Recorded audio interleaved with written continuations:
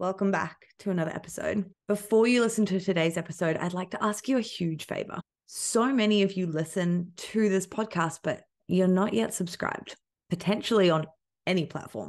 The more of you that subscribe and share this with your friends, the more that we can bring more content to you, more topics and more knowledge and wisdom and amazing guests. And right now, this is my passion project. So I'm not making any money from it. And it does take a lot of my time amidst supporting my incredible clients inside the Lovely Radical Academy. And I get so many messages of lives that are being changed because of having access to this exciting knowledge and support and conversation and community. And by simply clicking a button to subscribe and to share, you're part of that impact, which is pretty cool. So take a moment now, hit subscribe, share this with your friends, and I hope you enjoy today's episode. So, ladies and gentlemen, I would like to introduce you to this beautiful woman. We have studied together, we have broken through together, we have gone on lots of juicy girl dates together, and we're both super kinesthetic ladies who love all the feels. This is my beautiful dear friend, Shannon Hottes. She is a self-love and feminine embodiment coach. And we're going to have a talk about a whole bunch of juicy men and women, feminine, masculine things today. So welcome. Thanks, my love. What an introduction. And so what I would love to do is actually throw it to you and get you to just further introduce yourself and tell me a bit of a story about where you came from to where you are now and what that journey looked like. Yeah, wow. Where I came from, where I am now. So hi, everyone.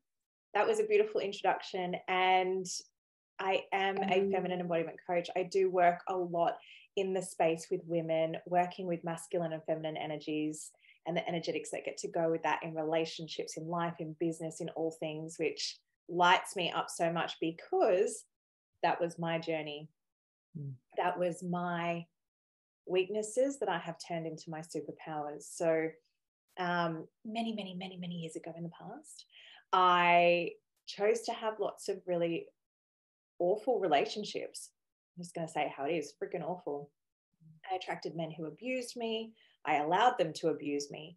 And through that, and I say this with a smile on my face because through that, it taught me who I am, who I want to be, what my magic is, and how I want to help heal the world, utilizing masculine and feminine energies, stepping into that self-love piece, because as well, coming out of all of those relationships, I had zero. Like I had no self-worth, no self-love. I didn't know how to love myself. I didn't even know who I was.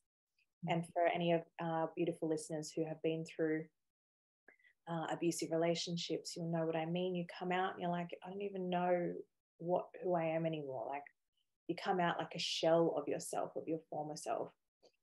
And for a time, I chose to be in the victim of that, chose to be in the victim of like, oh gosh, like that destroyed me. And then I realized, I was like, hang on a minute, this actually empowered me, because I got to strip back all the layers of myself in a really uncomfortable way, let's be real. Mm-hmm. Yeah. And I stripped all those layers back and I was like, right, who do I want to be? Not who am I? Who do I want to be? Who do I want to show up as? Who do I want to be in this world, to myself and then to the collective? And then so I started choosing what layers I wanted to put on, what I wanted to be, who I wanted to be, how I wanted to show up, what my message was, what my medicine is. And then I was like, my gosh, like I fucking am love. We are all love. And then a few more crazy steps and bumps along the way, and beautiful time spent with Kat doing deep breakthroughs. Holy. The screams and the fun and the laughing and the crying. The screams and the freaking. That was so much fun for us. I actually really loved it. And it's uncomfortable and I loved it, right? Because I'm like, this is a new level of expansion for myself. And so, through all that journey, and really honing in on what I needed for myself, and then realizing that millions of women need this around the world. And then I decided that's what I'm doing. Love that. And as you were talking about like coming out of the relationship and realizing you didn't know who you were, like I didn't have, like, my experience of relationships wasn't abusive in at least a physical sense or anything like that. It was maybe more emotional. And again, I allowed that. I created it. I entertained it, right? And yet that wasn't the case when we come out of it. There's a lot of noise when you come out of relationships of blame and shame. And yes, you're a victim. And so there is that opportunity. And when you were talking about your personal responsibility, I was just getting constant full body chills, because it's so powerful. And it's also so challenging to do that when you have the option of choosing the victim, because there's a lot of attention and love and nourishment in those arenas, right? Absolutely. Like, our society and our conditioning actually applauds victims and actually like paints this picture that, oh, you're a victim, let me hold you, let me help you. And that help keeps you in the victim because you're a victim. And it's like, no, I'm more than that. Yeah. And this situation is teaching me something, and it feels fucked right now. It hurts like shit. And I can choose to go, you know what? No more. I'm worth more than that. I deserve more than that. And there is more in this whole big wide world. Yeah, absolutely. Oh, I love that. And I have a lot of women who come to me who are kind of either in relationships that aren't great, or they're just broken up and they're just like, I don't, like, how do I get that person back? I love them. They're my best friend, even though it sounds like a horrible situation, or just like not what I would define as love. And the choice to start to go, well, wait, who am I? Like, whether it was abusive or just a relationship, like so much of the time we come out, it's like we've just been that. We don't actually know who we are, and we get to decide and design who that is moving forward. And I would love to hear what your definition of love is for yourself. Oh, well. My definition of love is I am love. Stripping back, when I say to people, beautiful clients and women in our containers, I say, who are you? And they're like, oh, I'm the mum. I'm the wife. Oh, I've got the business. All the hats, right? And then I'm like, actually, when people ask me who I am love. And my definition of love is eternal. It is everything and nothing. It is beyond what I receive from people, because I don't need to receive it, because I am it. And when you become love, not just, I am a self-love coach, and there's this big thing about self-love, and there is another layer to that. When you achieve self-love, that's not the end. When you achieve that level of self-worth, then you start the journey of realizing that you actually are love. And when I say to people, like, I love you, like, Kat, I love you, like, my whole body just goes, whoa. Because, like, it's not just this, like, well, you tell your hubby, oh, love you, babe, see you later. It's not like that. It's this whole full body experience of like, I love you. I really fucking love you. It's because I am love. And when I say love, right? My whole body just goes, yes. And that's such an incredible point, because I remember years ago, I was in a bar and I was with a friend, and, we're having a great chat, and I saw someone come in who I'd been super in love with, but he wasn't in love with me. And I just got into this big funk, and I was like, like, he's here. What do I do? And she was like, hold up, come back into this moment. She's like, you realize that he actually has nothing to do with the love that you feel. Like, you create the love that you feel in the relationship. You create the stories. You create the physical sensations and the chemical releases. Like, it's all actually being created here. It's nothing on the other person. Like, okay, touch, oxytocin is good, but It's also addictive. So maybe let's not use people for that hit as much. We don't need to. But yeah, she really drove it home in that moment of being like, why are you putting it all outside of yourself, that this person gave you this when you actually created it? And you can find other ways to create those sensations or feelings or thoughts or words, whatever it is, right? Absolutely. And I love that you brought that in, because working with men and women in relationships, everyone's on that search for love, especially women. Our thing is love, right? That's our connection. Our everything is love. And we go on this search to find love from a man or another woman, whatever your preference is. And we forget, like, this is why masculine and feminine energetics is so important, because it's actually so much more than just finding love, because you already are love and you already have that within you. It's now working with what it is that attracts you, turns you on, and keeps you in longevity of that union. Because it's not love. Yeah. Oh, I love that. So I'm going to read something that I heard in a podcast recently. I've actually heard it in a lot of places recently. And then I'd love to hear, because you work a lot with women, but you've also worked in incredible spaces and events with men and women. And so I heard recently that on average, men under 30 spend about 2,000 hours, I think it is, I want to say a year, but I can't remember how much, a lot of time playing video games or watching porn. And about 50% are either on prescription drugs or smoking weed. And they're giving up on dating because they get the social and sexual hits from those things. And then 80% of women who haven't had children past their fertility windows wanted to, but hadn't found a suitable mate. And then 50% of women who are childless over 30 might never have children because of the problems that we're facing between this men and women battle. And like women are condemning all men, and then men are condemning all women, and everyone's got these high standards, but they're not actually meeting them themselves. Yes. So as someone who's worked in those spaces where people are working on themselves, or just in general, have you noticed any trends or similar challenges?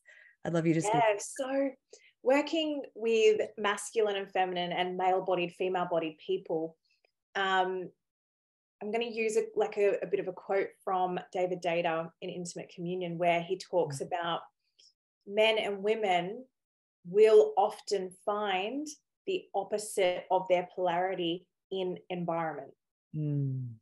Right? So he wonderfully describes as like Hawaii being super feminine, right? It's beautiful and flowing and gentle and just, it's wonderful, right? And then like New York is that masculine, driven, always on the go, go, go, go, right? So putting that in, like someone who's like searching for a holiday or has a favorite place to go in the world, you might notice what their general preference is in their energy in masculine and feminine by where they choose to go, like that, to the beach and whatnot. And so bringing it to what you said about porn and video games and smoking weed, right? It's these dopamine hits. They're searching for the opposite of their polarity. So if they're a really masculine person, they're searching for the feminine, like bringing it to drugs, weed, MDMA, ecstasy, heroin, these really juicy, yummy drugs that make you feel euphoric and loving and just want to make out with everyone, right? Not fully speaking from experience. I have not had heroin. Yeah, me neither. I know of. And so those types of drugs, they're really feminine, right? And so it makes you feel that feminine. So you're actually outsourcing your feminine through substances, right? So of course they're not going to date because they're getting their hit. And then looking at stuff like speed, cocaine, things that are really like get you going, get you moving, you feel like you could take on the world. It's masculine, right? And so if you're a really feminine-based person, feminine essence, energetic person, and you constantly having these real masculine drugs, you're getting your masculine hit. Same with like the video games, right? Like it's like absolutely that. I'm actually going out and I'm hunting and I'm providing and I'm protecting or whatever it is. Yes. Yeah. I have a friend who is super feminine, super kinesthetic. Like she loves everything, obsessed with video games. Yeah. Obsessed. And then bringing it to porn, you're getting off, you're hearing it, you're seeing it, and you're doing it yourself, however you want it, whatever like the movement is for you, right? And so, and porn, that's a whole surface of what porn does to the unconscious mind. Yeah. And so with people who are doing the work, they're doing the work to heal the traumas and to remove the past things that have been created unconsciously through their upbringing and their imprinting years when they were kids and what they saw and witnessed growing up. And though their habitual behavior isn't changing. So they might be doing the work, you know, they go do the breath work, they go do this, they go to that, and they're healing all this stuff. And they're like, I feel great. I feel so empty because I'm not carrying all this stuff in my backpack. Yeah, but behaviors don't change. Their behavior doesn't change. And they're like, they go home and they watch porn. And I speak for myself in the past. I love fantasy novels, love them. Yeah. And it's like porn addiction in the past for me. Now, if I read a fantasy novel, it is, and I say it's smutty fantasy. And it's like, I'll read a little bit before I go to bed each night instead of just being hooked on it for friggin' hours. I'll read a chapter or 2 or 3 before I go to bed. So I've put that habitual change in place. Like, whereas before in the past, I would sit there like all weekend from Friday through to Monday, and I would not lift my head from that book. And I've read some great books. It's awesome. It's exciting. And it's that habitual thing of like, I didn't go out. I did all the work and I felt fucking great. I felt amazing from doing the work, and I cleared all my stuff in the past. And then I'm like, God, I really want a man in my life. Like, what is going on? Well, I'm sitting there in a book. Yeah. There's not the space being created Absolutely. in the routines and the habits and so on. Absolutely. So yes, you can do all the work, and you've got to continuously do things to change afterwards as well, depending on what you want it to call in. Yeah. And I say it all the time. I'm like, I kind of wish it wasn't called the work, because I think people are like, I don't want to do more work. I'm already working.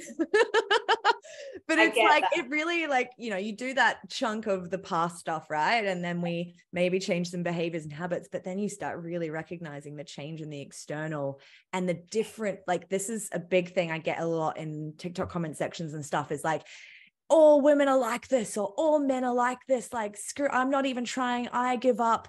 Yes. Or like, all women you know, are going to tell me that I'm a horrible, toxic masculine, whatever the comment is, right? And they've given up essentially. Yeah.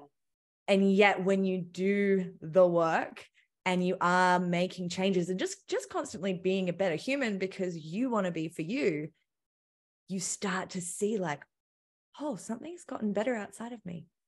Did I do that?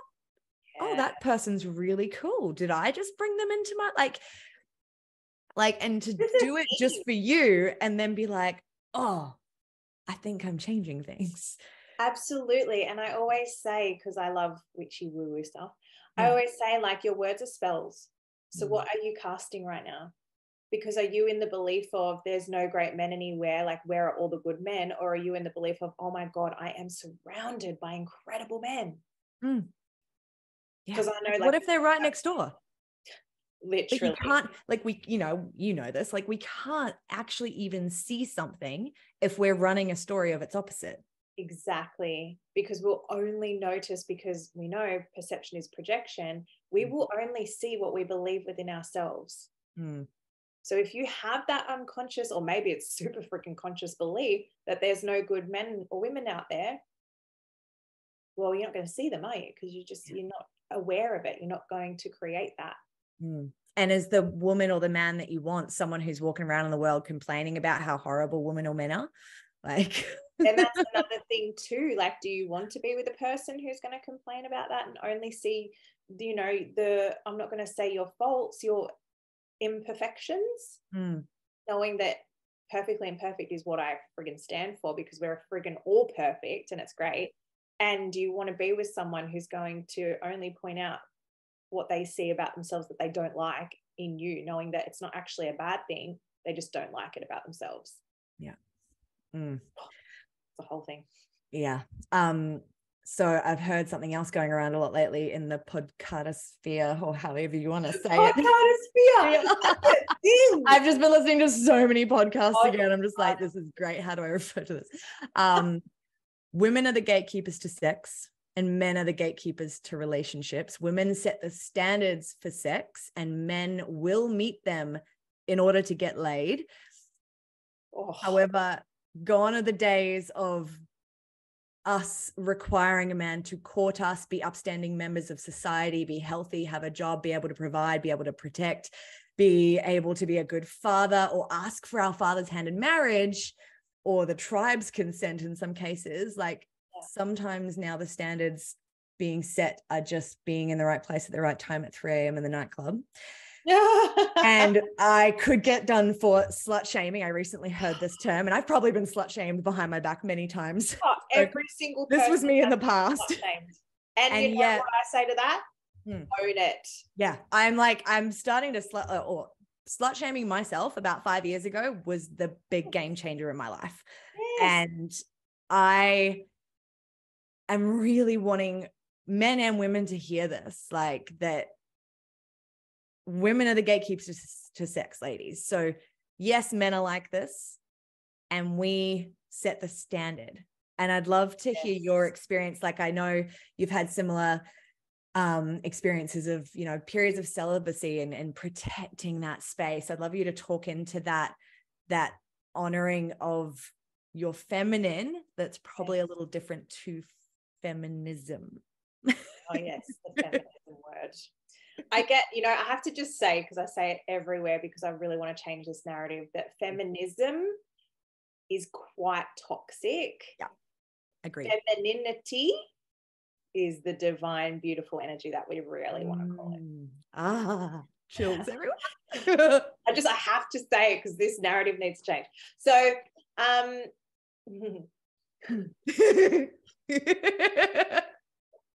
get spicy, baby. Yes. So I have been the biggest slut in the past, and I have been called a slut. I have been slammed and shamed. And you know what? You can be your own sacred slut. It is actually a really empowering thing to know that you can go out and get whatever you want, whenever you want, and to do it and to have fun doing it. If that is what you choose for your life, own and honor and freaking go for it, being in your sacred slut. So long as you are doing it in the right way for yourself, because there's no right or wrong way. It's however you choose to do it that is right for you. Yeah. So yes, I have done Slut City, as a friend of ours also likes to say. And it was a great time.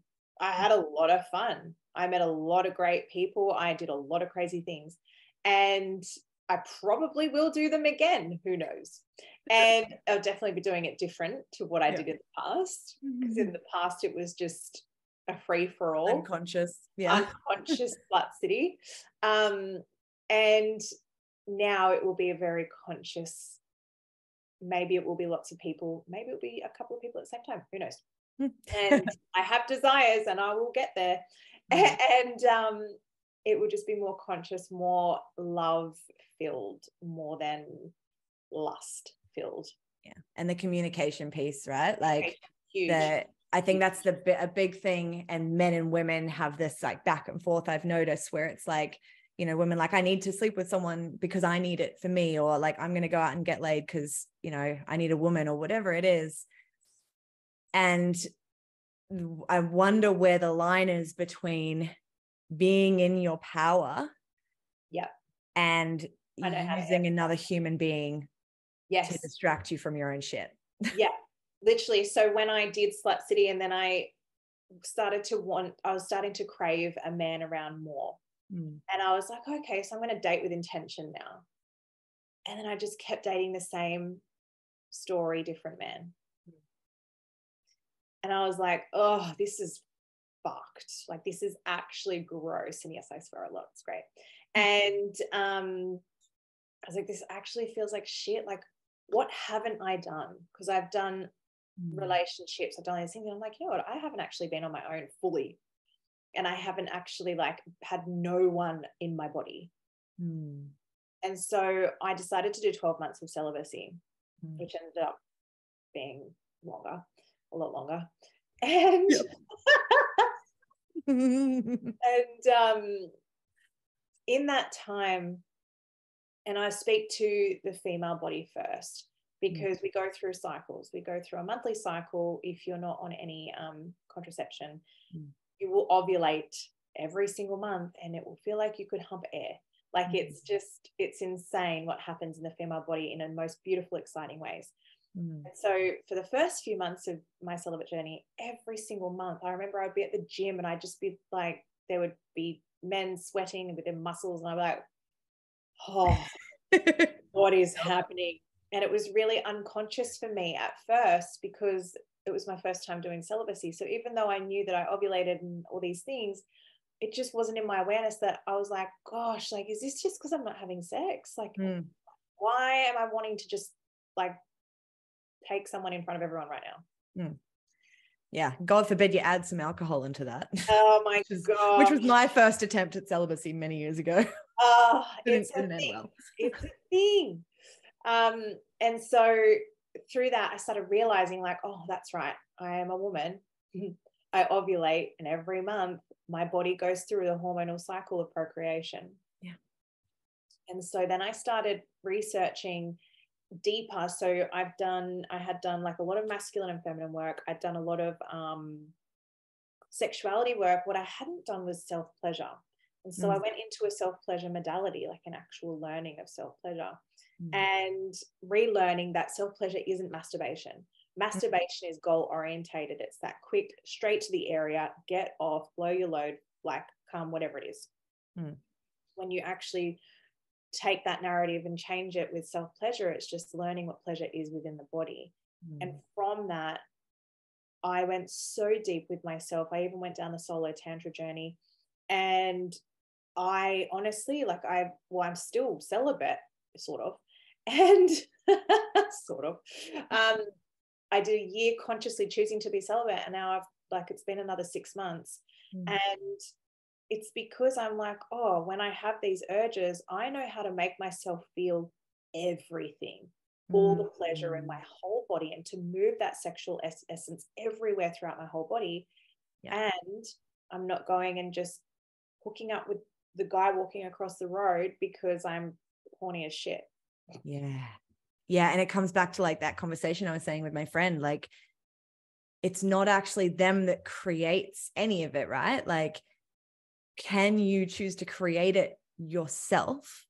And then imagine being able to do that with someone else and teach them what you know and love because you've done it within yourself. And I think that's such a powerful thing. And it was, for me, it was a very intimidating journey to go on myself as well, because I'd always been very sexual. And we can get into that as well. But and that was always a bit of a challenge for me, because I would meet men and it would be really great and we'd be laying the foundations. However, I was very sexual, and sometimes that was then twisted into it's maybe not, then it can be put into the porn bracket or whatever, and then you're no longer a lady. I don't know if you want to talk into that stuff, but heaven forbid a woman might be completely in her sexual essence. That poor man. I know. It's like, how could she possibly be the perfect wife and also the perfect porn star together? Like, this can't be possible. What do you mean? She gets to be both? Yeah. Oh my God. And also, the safer you make her feel and the more supported you make her feel, the more wild she'll be for you in the bedroom. Literally got asked on TikTok the other day in one of my comments, what was it? The guy said, oh yeah, it's great, you can call a woman's body XYZ, and though, can you just put out more? And I was like, oh, this is a great comment. Then I got there and I was like, if you want a woman to open to you more, if you want to get more, one, learn her cycle, because it's going to be freaking amazing, because you then know when her horniest time of the month is, and you can capitalize on that, my friend. Yeah. Two, make her feel safe. Mm. Then women Safe, want to seen, feel heard. safe, seen, heard, and men want to feel that too. However, that is like a prime feminine energy that they want to feel from the masculine, is that safety and that leadership. So a bit of dating stuff here, like, men, if you come home from work and you're deciding what to have for dinner, and your woman's like, oh, you know, like, what do you want to do for dinner? And you're like, I don't know, babe, what do you feel like? She's just going to go like, and it's just not a thing, right? Maybe she'll go round in circles. She won't know where to go, because the feminine chaos energy is the thing, and it's beautiful. And that's where you get to come in and be the man and go, all right, you know what? Go have a shower, do whatever you want to do, put your makeup on if you want to. However, I think you're beautiful without it. Let's go out for dinner. Yeah. Be ready in 10 minutes or 40 minutes or whatever. Literally, like, don't worry about how I'm going to cook. Oh, it's so hot. It's actually really friggin' sexy, and it's fast. Because if you come back to your woman and say, oh, babe, I don't know, what do you feel like? It's just going to go right around in circles, and it's going to put her in her masculine. Yeah. And you want to keep her in her feminine when she's with you. I love that. Especially, and I love if you're with a woman who's the boss babe. Yeah, especially like, and we know we're in communities of a lot of women who, you know, it's just been our journey to create businesses and to create what we're doing and be boss babes. But there's a lot of challenge with meeting men who can stand with that. And yet all we want is for someone to lead and be like, when you get home or when you come out of that office, you are not the leader anymore. Like, I have got you. And it's an interesting thing. And the stories that people, men and women, can create in their mind about how it is when it's really not, without communicating. It's a whole thing. But I love that you brought up women and their masculine, because there's so much of that in the world now, just because of what's happened in society. And we could say it was the sexual revolution or the feminist movement or whatever. And just the fact that women are now also working as much as men, and it's now impacting, we could say it's impacting fertility and health, and more women have like chronic health issues than men. And there's all sorts of ways I could go down that, but women are very much driving in this masculine survival state and have been hurt many times, just like men. From what I have experienced, but also what I see all the time, is and I'm living with a beautiful couple right now who were talking about their experience of this last night. When a woman is coming into a relationship and she's been hurt in the past, there might be like this, you know, period of time where there's pushback, where there's her trying to be strong or pushing it away, or getting wild and angry and psycho, or whatever you want to call it, right? And I know that and a lot of men resist this, is when men can be that leader, that strong stability and safety and protector and provider in that teething period, so that she can actually surrender. Yes. It's such an opportunity. And I think it's something that my friend Tom does so beautifully, and did without any of this guidance. And his partner Kerry was saying, I don't know how he did that, like without support, because I was just wild and I would push him away and I didn't know if I wanted it. He was too nice and all these things. And he just stood there and he was like, I'm not leaving. I've got you. I've got you. I'm not leaving. And like that won't last forever, guys, is I think something I really want people to hear. I'd love to hear if you've noticed that in the work that you do with men and women, or the conversation of that, and what the experience has been from your observations. Yeah, I mean, women in their chaos is actually such a beautiful force. And for women specifically, we haven't been taught how to deal with that. Yeah. And there's definitely a personal responsibility piece on both parts, right? Absolutely. Absolutely. Always. This is not an excuse, ladies, to be psycho forever. No. And as well, like a lot of women, like when we go through our cycles, like we're not taught at school how to work with our cycles. We're not taught anything other than, hey, we have a bleed. This is why. And we get taught in sex ed how to and how not to fall pregnant, and how to and how not to get an STD. And maybe some people are really lucky and they get to put a condom on a banana, and that's about it. And I didn't get to do that. Got rid of it. And so when we bring it down to the primal nature of women, we go through these cycles every month, and we do go through that chaos. And we're not taught how to deal with that, or how to regulate those emotions and our nervous system. And we're also in this boss babe society where we've created full accountability for what women have created for themselves, because we are powerful and we can do it all. And we also get to slow down. And that's part of being in the feminine. Yeah. And so we haven't been taught how to work with our chaos. We haven't been taught how to work with our cycle when we're at work, and that it's actually really necessary and needed. I remember being at school, actually, and there was a beautiful young girl with me in my class, and she used to get horrendous periods. Horrendous. Like, she would actually have to leave school for the week. And I remember people actually saying, like, oh, you can't use that as an excuse. You get it every month. And I remember rehearing that story over and over and over going into my adult life, to the point where I even said it at one point. And I'm completely the opposite now, because our hormones actually drop really low when we bleed, and it's actually normal for us to have complete like brain spasms and not know what's going on, need to lay down, need to, like, even if you don't get a painful womb at the time, you still lose that energy. There's still a shift. Yeah. It's still a shift. And so learning to work with that is a superpower. And for men, they're not taught that either. And then we enter into this relationship where we live together, sleep together, eat, drink, do all the things together. And then all of a sudden we're in our chaos. We don't know what to do with it, and they don't know what to do with it. And the communication, again, is huge. So even if we do know what to do with it, half the time we don't communicate to them.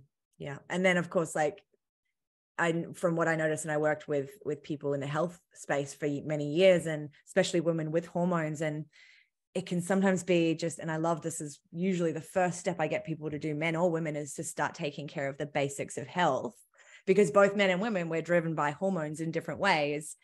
And yet we're getting chemicals from food and from water and from the air and from like all the extra stresses, right? Products. So like, we already have these ups and downs, and there's so much more polarity in those ups and downs because the body is so stressed. And so sometimes it can be as simple as like, hey, meditate once a day, drink more water, eat more foods that are alive. Just do that every day. And that will probably solve so many relationship problems. Absolutely.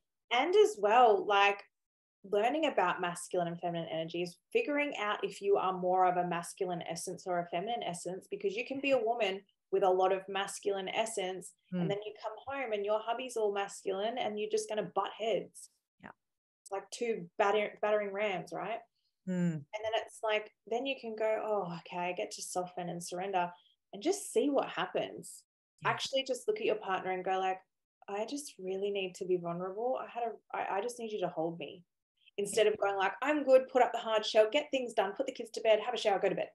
Like, actually just take that time to go, you know what, I just need to just right now. And that all just comes back to like, how are you actually learning to know who you are and decide who you are? You know, and you can do that in relationship for those already in relationships, but if you're not, then this is the time that you get to design that and work it out, and then decide how. I always split it into 3 parts. It's like, well, who are you? Let's design and decide.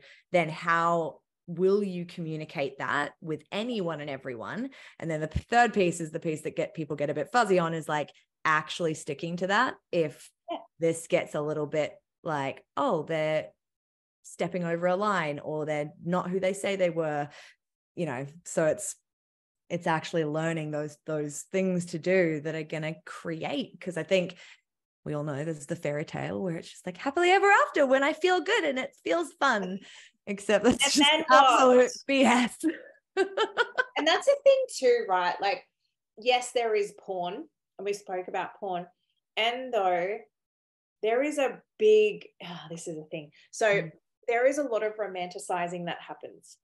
Mm. And it starts when we're little kids watching Disney. Yeah. With the Disney princesses. They're actually getting really great now. I'm really loving the Disney stories that are coming out now with the really empowered princesses. I'm like, yes. And though, like, I'm 33, I'm pretty sure you're 35. And it's like, way back when we watched it, they were the princesses waiting for the prince to rescue her, right? Yeah. And then we start watching rom-coms, or what's a really great one? Like, I can't even think, but watching these movies that are all about romance and waiting for the guy, and the whole plot is like all this stuff happens, then we get the guy and it's movie ends. Yeah. Right. And so, yes, porn is a thing for men and women, and there is relationship romanticizing too, that is creating an unconscious belief that when we get the partner, that's the end goal. Yeah. There's so much of that, like, inbred and into our programming. And I don't know if you've ever read, I can't remember if I've mentioned it to you before, the book A Billion Wicked Thoughts. Oh, no. It was a bunch of Google engineers or something or other who realized they were like having probably a banter about like, oh, like, what are men into and what are women into when it comes to pornography? And then they realized they had all the data of like anonymous searches. And so they ran the data, and men, it was like very much body parts, like that was it. But women, it was literary, and specifically literary where the bad guy becomes good for you. Because we're all Mrs. Fix-Its. Yeah. Because women have this thing that we have to fix them, that we can change them. Honey, change yourself, fix yourself. Yeah. Oh, absolutely. I love this. I would love to know, I like to ask everyone this question, because what really inspired me to get into everything that I do was having witnessed incredible leadership in my life and in the world, and then not so incredible leadership and how that impacts. So I'd love to hear what leadership means to you in your life. Leadership means being in service of others who are needing change, desiring change, wanting change. It's being in service of a greater picture outside of myself. It's more than me. It's bigger than me. It encapsulates the whole world, the whole universe. And leadership for me is having the ability to raise the collective, knowing that what we grew up with will be different to what our kids grow up with, will be different to what their kids grow up with. And each generation gets to create a better world. And so leadership for me is so outside of myself, because it's about the whole world and creating a better world. I love that. And there's two really important pieces in that, I believe, and that's the long-term vision, like actually being like, what am I doing now that's going to affect the future for me in 10 years, but also future generations? Like, so often we don't think about anything long-term because we are in a very instant gratification, quick hit society. Feel the dopamine, quick. Feel it all right now. But also the contribution piece. And yes, like, we both teach self-love. We both teach all of this, like, do the work on yourself first. So important. And then what I have witnessed is that so many people can get stuck in that. Like, I'm doing this for me. It's for me. It's like, but there's a piece there of contribution. Like, it's one of the major human needs. It's one of the laws of the universe. Like, yes. It's so and powerful. It's like, even if you're not a coach or a mentor or someone leading other people, you will probably be a mum or a dad. Yeah. You are leading little people.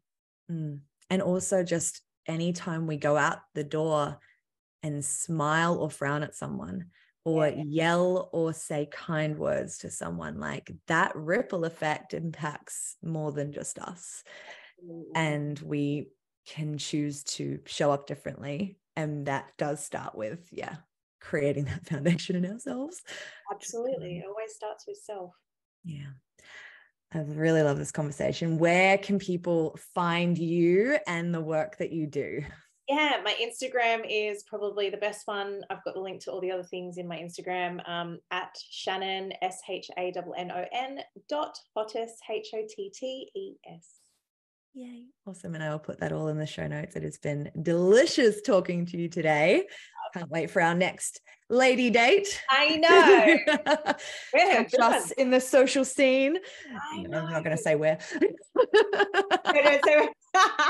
It's our time. This has been such a great conversation, and we will see you all on the next one. Yay.